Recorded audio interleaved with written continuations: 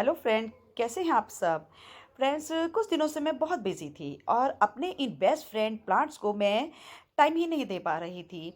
लेकिन अब जैसे कि इनका गोल्डन पीरियड शुरू हो गया है, तो मेरा भी फ़र्ज़ है अब इन पे थोड़ा ध्यान दूँ, क्योंकि इन्होंने मुझे हमेशा पॉज़िटिविटी दी है और दिन भर जब भी मैं अकेली होती हूँ, तो ये मेरे हमेशा साथ रहते हैं और मुझे हमेशा खुश रखते हैं, बिज़ी रखते हैं और मुझे एक न्यू एनर्जी मिलती है।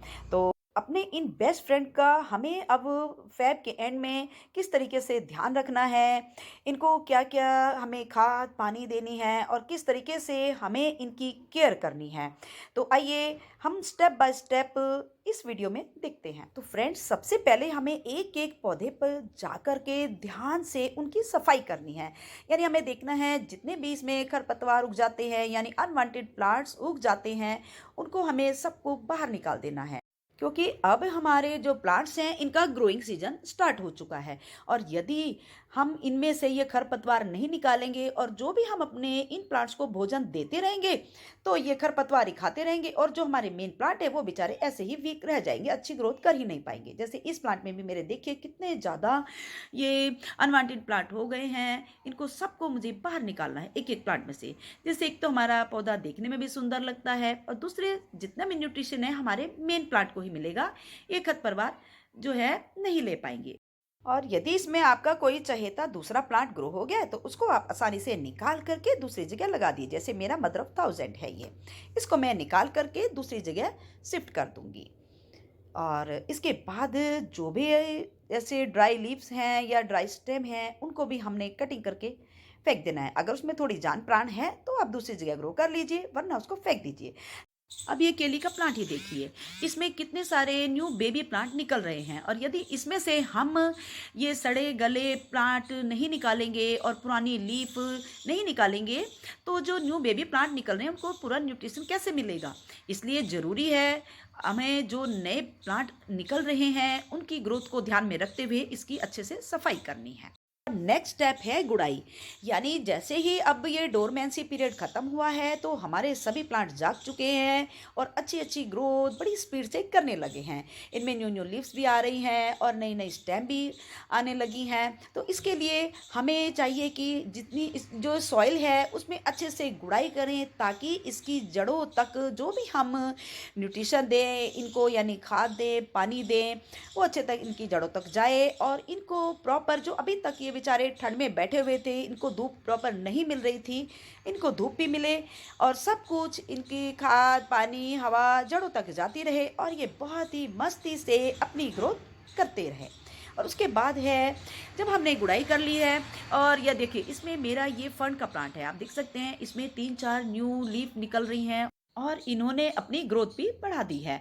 तब हमारा भी फ़र्ज़ है भाई इनको हम अच्छी सी डाइट दें, ताकि ये जितनी स्पीड से बढ़ रहे हैं ये और स्पीड से बढ़े, क्योंकि काफ़ी टाइम से हम इनको अच्छी डाइट दे नहीं पा रहे थे।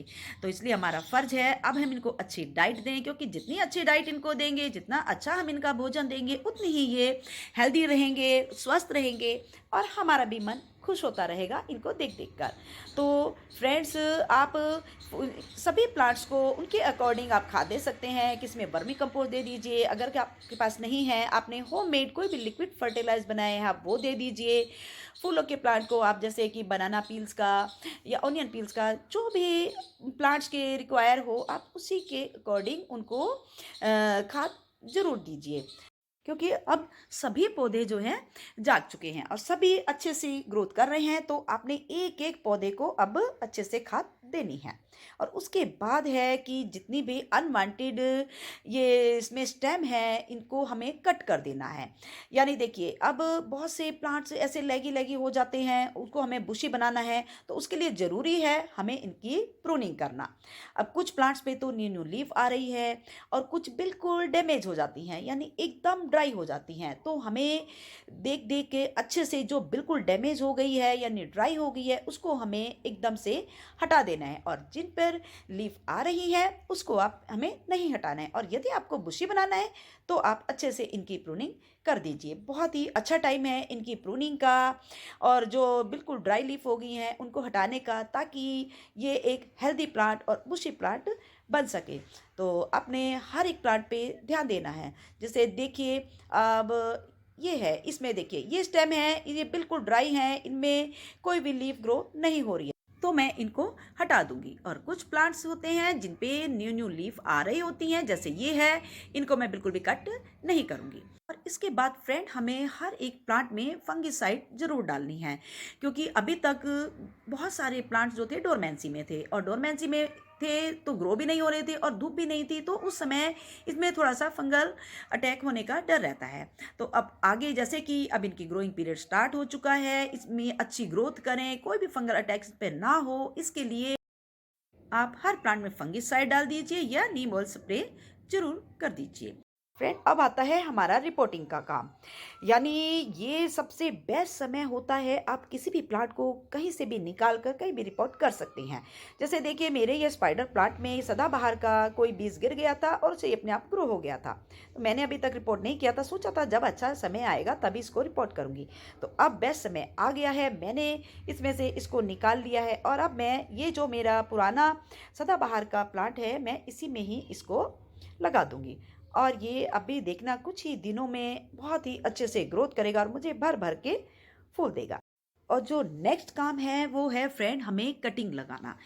आप किसी भी प्लांट की इन दिनों कटिंग लगा सकती हैं, 100% आपकी कटिंग ग्रो होगी यदि आप थोड़ी सी बातों का ध्यान रखेंगे। एक तो आपने वेल ड्रेन सॉइल लेनी है और दूसरे जो भी आप कटिंग ले आपने बहुत ज़्यादा लंबी नहीं लेनी है, यानी बस मैक्स टू मैक्स जैसे मैंने ये वंडरिंग जू की 5 या 6 इंच की मैंने कटिंग ली है और इसको आप एलोवेरा जेल से या आप सिनेमन पाउडर से भी इसको आप कटिंग को लगा सकते हैं। बस आपने ध्यान रखना है इसका 1 या 2 नोड एरिया अपने सॉइल में ज़रूर अच्छे से दबा देना है और लगाने के बाद इसको 3-4 दिन हमें छाया में रखना है, उसके बाद आप इसको धूप में आसानी से रख सकते हैं। तो आप कोई भी कटिंग लगाइए। और नेक्स्ट है फ्रेंड, यदि हमने अपने प्लांट को बुशी बनाना है तो ये सबसे बेस्ट समय है यानी प्रूनिंग करने का। जैसे देखिए ये मेरा सदाबहार का प्लांट है, इसकी बहुत लैगी लैगी स्टेम है जिसमें ऊपर फूल आते हैं तो दिखने में बिल्कुल भी सुंदर नहीं लगता है।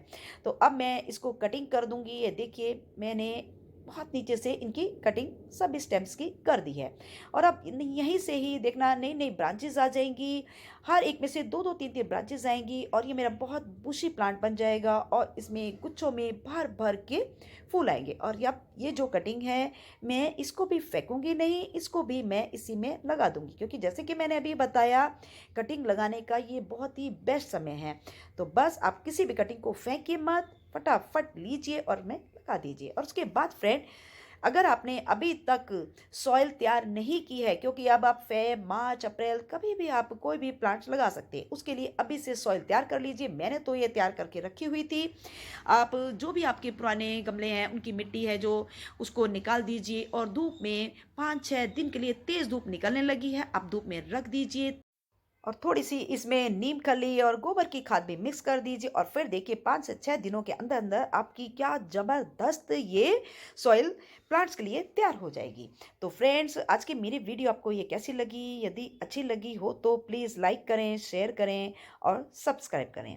Thank you.